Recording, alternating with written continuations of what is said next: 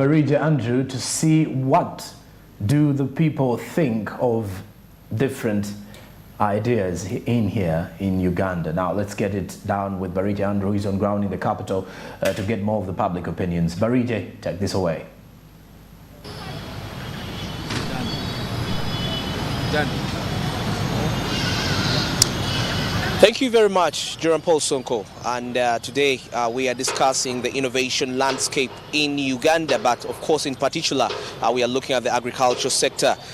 We see that quite a number of innovations have been rising up into this very sector, and of course we know that it's the backbone of Uganda's economy.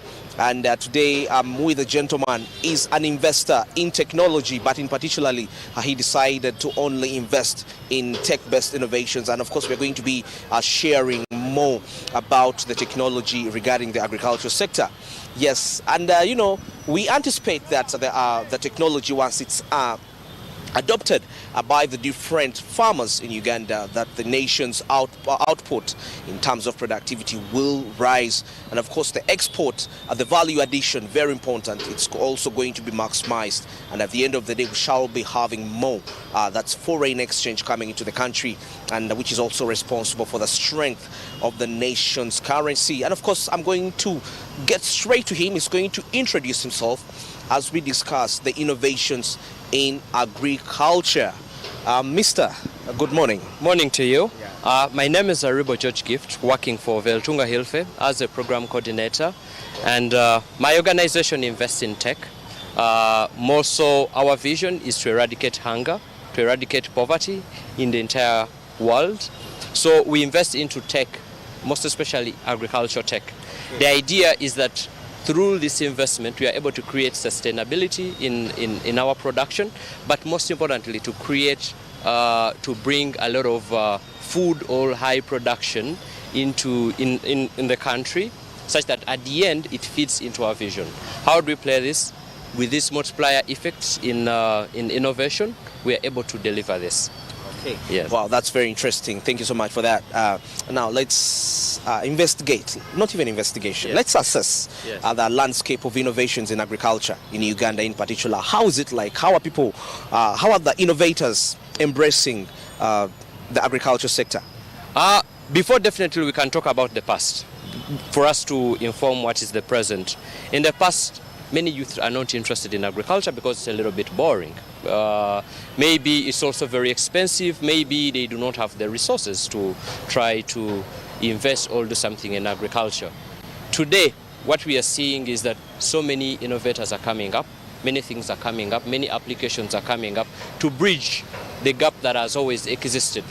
For example, the use of resources. We have seen AgriShare, we have seen Farm, you've heard of Jaguza, which has been running on several TVs that I've been seeing, and many others. The idea is that agriculture that has been hated for so long, people, the youth who have not been interested, things that have been eliminating them into participating into agriculture, now they tend to go into agriculture. UBOS, I was reading into UBOS agriculture, I think in 2019, of recent what they produced, and it showed only 7 million of Ugandans participated in the cultivation or in livestock. Now, if you look at our number of 40 million, 7 million is really very small. But if we are investing now into tech, into innovations, it means we anticipate that this number that we are looking at, it's possible that it will multiply into maybe 3 or 4 folds. We are seeing here 20 or more than 20 million participating in agriculture. In the essence, what this means is that at the end, we shall never have food scarcity. We shall have employment. We shall have the country thriving. We shall have a lot of exportation into our neighboring countries and even in Europe. So what this means is that it's building the entire economy. It's building Uganda as a country, and everyone will be happy. That is our dream, and I think this can easily be achieved by the tech investment. So I'm really thrilled seeing young people making investments here, trying to put their brains together into seeing that they invest into this. It's really exciting to see, really. Yeah. Yes. Okay, now it's very interesting that actually we see the young men coming up to put up these innovations to make agriculture easy. But now let's look at the farmers, the farmers that are responsible to embrace these innovations. To what extent are they putting into practice these innovations? To be sincere, the journey is not easy. I would be lying if I told you it's very easy, that they easily advance into. The moment you come, they are early adapters. Definitely there are those who come in late after seeing that it's really working. What data has shown is that the moment people have key individuals who have adopted and are seeing results into how the tech has helped them into advancing into their farming, it is very easy for the rest into getting into it. I've seen a story somewhere where someone got land they hire out. They hired land, and then they are able to produce a lot. They had little money, and this one person has used her story to tell the rest of the people how much the tech has advanced her farming. Now, what this is doing is that it's bringing in more people. People are trusting tech. And tech is not all about in agriculture that it's a little bit difficult for individuals to accept, but it's afterwards seeing so many coming on board and then seeing, okay, and then they develop the trust. It is not always easy, but later, because the denial of the technology, it does not warranty that the consequences, you will not face them. Because at the end, when everyone has adopted, you'll be the one left behind. So, but we are seeing at least the trajectory tending towards adopting, really, which is really very amazing. And the fact that there are so many, the youths have gone to schools, they are educated, so they know what it really means to be on, to use these advanced technologies available.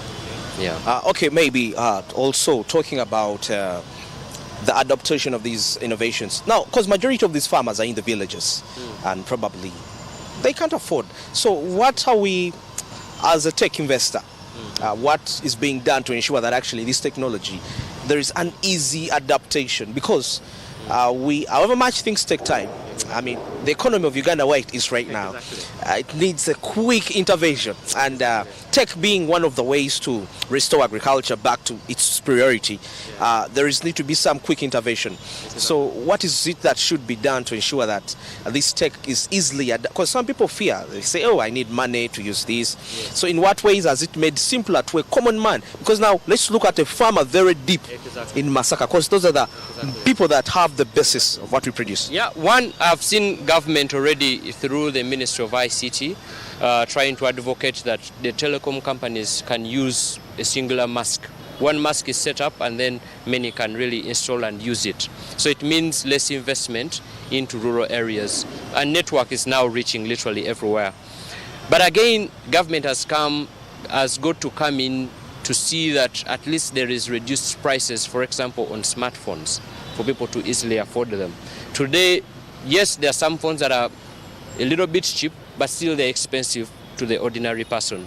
So the government has got to play a role here, probably into cutting the taxes they are demanding on these phones, such that everyone can easily afford these phones. Third is on data. Data is expensive. It's expensive to me. It's also expensive to each and every Ugandan. So if it's expensive to us, probably us who are working, how about the ordinary people that you're talking about? So the government has to play a role, maybe to set up the infrastructure to make sure that the data is extremely cheap. So with data being cheap, it means still someone can easily use the data to access all the things that we are talking about. Because if we are talking about the technology, you need data. So data has to be extremely cheap. So these three, the moment government intervenes, I promise you that everyone will be on board. And then lastly, what I can as well say is that our farmers, the education, first of all, the education sector. Actually, I was about to come to illiteracy. Exactly, the education sector. We have played a role also as well. In our organization, what we have done is trying to bring up digital literacy clinics, where people who do not even know how to click on the phone and then trying to adopt them, to teach them all these things. But also the schools now that we have, many kids going into schools. Our belief is that at least if they are a little bit enlightened, if they reach somewhere, they are able to apply or to use our tech phones. You've seen kids at home. If you have a kid, you realize children with 2 years, 3 years, they're already advancing. They can click on the phone, they are able to arrive to their space to play with the cartoons, whatever. So I believe this is not really hard. It is easily doable. It's about to interest these ordinary people into using this tech. And this is a collective responsibility. I can't say it's mine alone. It's all of us together, our people teaching our everyone that this is the kind of work that we're supposed to do. I think with all this, bringing all this into the space, we shall be able to achieve a lot.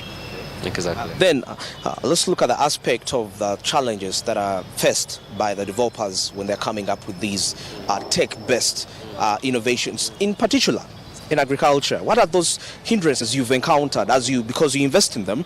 But of course, finance is the biggest challenge. But of course, we can also address that. But what are those other challenges that you think need to be addressed to ensure that these young innovators are efficient? One, we do not really have big schools or recognized where young innovators can be taken up, and it's extremely cheap. They can go and then they are taught to code, to do all this sort of work.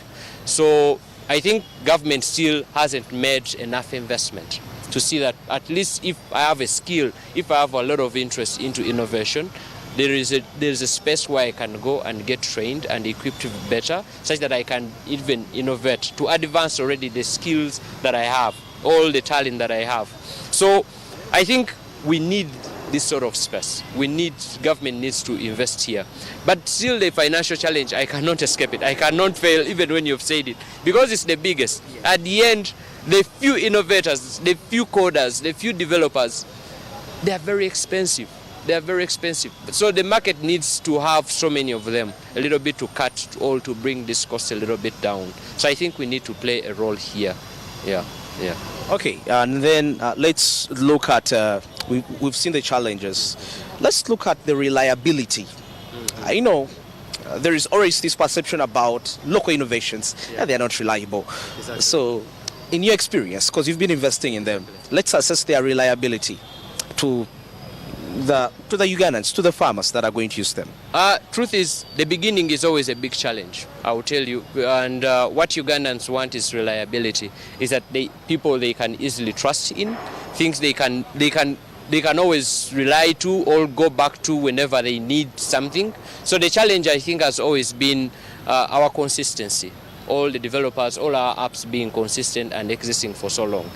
Often cases, it comes back to the financial aspect. And I think government has got to cushion the young innovators always, to a little bit to see them through this journey. In other countries, governments have come up. You see an innovation which is good and is advantaging the citizens of the country, then you come in and you cushion, at least you give them a leverage to survive at least for 5 years. Through this period, they are being trained and they are getting resilient to the storm of the business, the market, and there are big investors also out there, people, apps that you're competing with. So I think the big investor, all the big part should be played by the government. As the youth, we do not have really enough money to do all these sort of things. This investment is my organization, probably it's big, it has this muscle to do this sort of thing, but individually it could be a little bit difficult. So I think government has come to play a role. It has got to invest. All other countries have advanced to these stages, and we have seen, evidence has shown that innovation, investing in innovation, you never go wrong. You always advance and you simplify work. Yes. Well, now let's look at you talked about gadgets, farmers, people now can access mobile phones. But now there are taxes that are being put on these gadgets. Don't you think there is a way it's affecting the people in that business, in the agriculture business, and they want to use tech? Exactly. That's what I said a little bit earlier. Government taxes onto phones, onto technology, onto data it's a big hindrance to the growth of innovation. If government is only able to prioritize, I think probably seeing things the other way. But I've seen also they are playing a role also. They are trying to come in a little bit to advance, to open up into this sort of innovations, this appreciating them what they are. But up to now still it hasn't reached that level where other countries have reached, understanding that data should be affordable, phones should be affordable. But I think it also plays on the poverty levels in the country. Our solutions are playing are bringing a solution that are that are, one, they are cutting the poverty rates because someone is able to earn an income because innovation is playing a role. There are no brokers, so things are done a little bit easier. It's saving time. I mean, it does a lot. At the end, we think if government looks at it in this same picture, the way we are looking at it, truth is, a lot will be solved. Someone has an income because they're using the tech, someone is doing this, or somebody has land, for example, somebody is able to access the market because of the tech. So I think at the end, I mean, it plays into the government's role, it plays into the government's objectives to achieve for its own citizen. I think the government has a big chunk of role, and it won't play this for so long. It's this beginning that really needs a lot of support, and government has got to play this role. Wow, you know, I'm very passionate about technology. I like technology, and I always feel a cry at heart when I see innovators out there not benefiting from what when they're innovating something and those innovations don't work out. Let's look, we are sticking to agriculture in particular. I believe there are quite so many innovations there that are being put up. Exactly. I mean, they are developed to solve a problem in agriculture, but some die without being noticed. And I was thinking, isn't there a way as people investing in technology, besides the government, because perhaps the government, I believe there are other stakeholders, there are other players apart from the government. Anyway, you are negotiating international deals, because I've seen World Bank fund projects, you know, IT projects. We have the European Union funding the Innovation Village as we speak.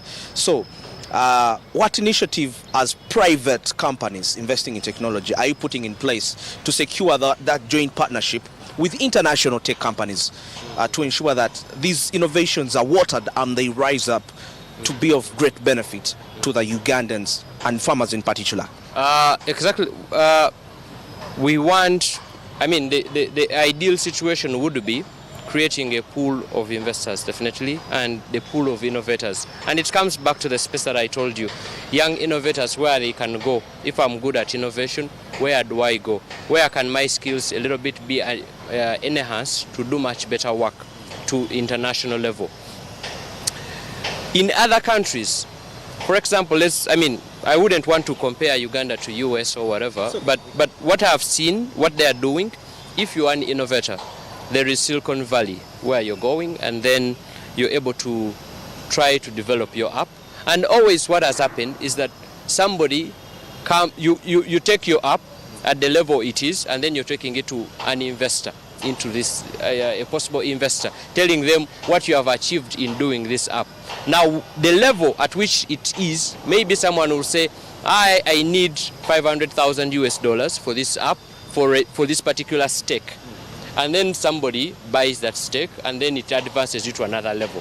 The moment it's built with that capital, then still you get that same built up work, present it to another investor and tell them, we have invested this much, close to now probably $1 million.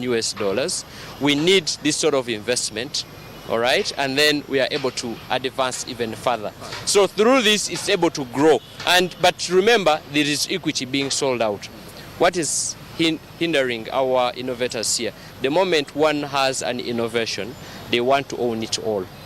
How about having a small slice of a big pizza? They rather have a very small pizza and have it all for themselves. And then in the end, it's not helping them, it's not growing. So I think it's the innovators that have got to be open-minded to the growth, that's to investment. What they want is always grant. Let me get the money and then invest, and that is it. At the end, which is very rare, grants are not readily available. Yes, we have seen Ebifa International here doing the investment, now Veltunga Hilfe doing this sort of investment, and many other organizations probably trying to advance to this. But there are not so many, there are not enough. We need many players doing all this. But also the developers have got to be open and then advance. But still, the government, and that's the pool of innovators or the pool of people who are interested in tech, creating a platform where we are coming together and then we are negotiating together. But I think no one has taken the center stage to take leadership into this. But at the end, this is what is necessary. that we have a pool, and then we are able to negotiate with the government. We are able to see what is really necessary, what do we need. Probably the government is also not responding better because everyone is approaching it from a different angle. But if we came together and then we are approaching the government, I think we're a big force to reckon on, and government probably is waiting for this sort of a thing. Yeah. Thank you very much. The last final question. Let's talk about copyright of innovations. I've been interacting with a lot of innovators in the field so many times, but sometimes majority of them, they raise something. They always tell me, okay, I fear my innovation to be out there. I fear my innovation to be televised because copyright, they're going to take my innovation. Probably somebody with much more money is coming up. So as an investor in tech, what is that warranty? Because I believe that has also hindered the growth of agriculture innovations, because somebody is scared. Exactly. How are you fighting for these innovators, particularly in agriculture, since it's a big priority, to ensure that their innovations are actually safe from being stolen? Can I say? That's a late pronunciation, being taken away by other people. Exactly. Now, this is not only a challenge in Uganda, it's not only a challenge to Ugandan innovators. Always somebody with much more money can always come in and then innovate something similar to yours. I think the advantage with other countries, they have stringent laws. That the moment I have my innovation, I get it registered and no one can steal it. What is happening here, on the other hand, is probably the laws are there, but ineffective. So what needs to happen is more or less trying to implement them better. That the moment a young guy, not with much money, can get money out of their sweat. Many are even, the applications, all the innovations are stolen away from them because they are trying to help and so on, and then at the end of the day they have no rights into them. Somebody has already taken it, which is not really fair. And I think what we have got to do is to see how best we implement these roles, how we implement the laws that we already have, and then try to make it even much more strict. But implementation, still it comes back into implementation to enforce these laws. Usually enforcement is still very low, government is paying less attention, but I think it's about us. And I've not only seen in innovation, but also the musicians are speaking the same thing. Everyone is speaking about the same thing. So it's the government enacting them, and then enforcing a law, it means you invest money into enforcing it. So it's about, still it comes back into government enforcement, into paying more money into it to see that all these things are able to do. But otherwise, that is a true fact that is happening, and we have got to play with government together and see how we are able to be safe. The source codes that are kept such that they are not stolen, and then these people are able to keep their innovations. Exactly. That's my imagination. All right, thank you so much, Mr. Gift George. It's been great to have you here. And of course, we've been discussing the state of agriculture innovations in Uganda. And of course, I can't add anything to what you said. That's what is it like. That's how it is like in Uganda regarding innovations in agriculture. Smart means business on ground. Andrew Barije, back to studio with Joram Paul Sonko. And innovation in agriculture. Thank you very much, Barije Andrew, for that. The innovation in agriculture steadily remains one of the key things that is going to boost our agricultural sector, if you're to look at that, because we are looking at the space where we want to enable our farmers to utilize the innovation, to utilize technology, to ensure that they expand on the agricultural produce just like other countries are doing so. All right, now that is it for the Smart Means Business today, Wednesday, 24th of August. 2022. Do follow us on our social media, Smart24 TV, everywhere. That is on Twitter, Facebook, and Instagram. Just a few. Facebook is Smart24 TV official. Then Instagram is Smart24_TV. Still Smart24. Then our YouTube channel is Smart24 TV. Then as well, get us onto our YouTube channel. That is on our website www.smart24tv.com. www.smart24.tv. That is our website. I'm Joram Paul Sonko on Twitter, Facebook, and Instagram. Have a blessed day. Good morning. Logistics is a big industry. When you talk about logistics, you're talking about both local and international logistics, or all what we call cross-border logistics. Now, there are many areas that are still virgin in logistics, mostly local logistics here. Well, with most of the people have ventured into international logistics, but even local logistics, which is supply chain, or what we call last mile supply delivery, also supply chain, is still virgin. We are not seeing people moving goods from one area to another within the country. And it has made logistics costs have become high. So there are many areas in logistics where we haven't ventured, where we need people to come in and they venture. And if you want to understand logistics more, you look at a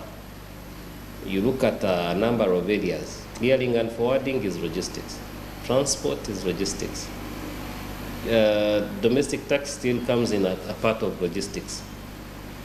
Local transport is logistics. Brokerage in transport is logistics. So which area exactly do they want to venture? They are welcome. We can always welcome them into the logistics industry. Logistics alone in 2018 was estimated to be employing about 240,000 Ugandans. And I'm telling you, there are parts that are still virgin. So if it can employ up to, I think, 600, because they estimated that by 2027, we'll be employing over 1 million Ugandans in logistics. Uganda being a landlocked country, our systems here are a bit hindered by the transport. In most cases, we are depending on road transport, which is very expensive. And at the end of the day, you'll find that even it hits production. The unit cost of production takes about 50% of it to be the cost of logistics. A price of a shirt on the shelf ends up taking about 50% of its cost, the unit cost in production, goes only to logistics. Movement of cargo, storage of cargo, be it clearance of cargo in customs taxes, all that is logistics. So that takes about 50% of the price that you buy on the shelf, a shirt or a coat or a trouser. So at the end of the day, you'll find that the cost of logistics is so high. And investment in logistics needs a lot of capital, which most people do not have. If you're to go into transport, you must have trucks. You get my point, you must have trucks.